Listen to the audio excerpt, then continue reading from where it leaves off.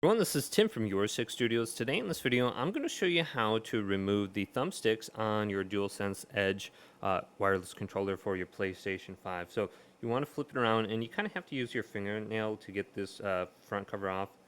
So I'm just going to slide it from the side just like that, and I'll pop it up. So this little button right here, then turn this around, and we got this faceplate we can remove now.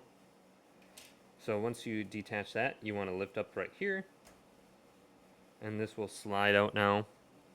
So just like this, and we can place the new thumbstick in. So if we got stick drift or something like that, you can just remove these, and you can buy these individually.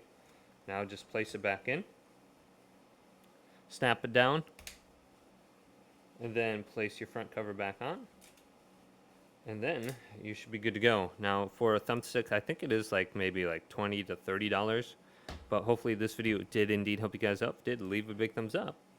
And subscribe to my channel down below for more tech videos coming up next on Your Six Studios.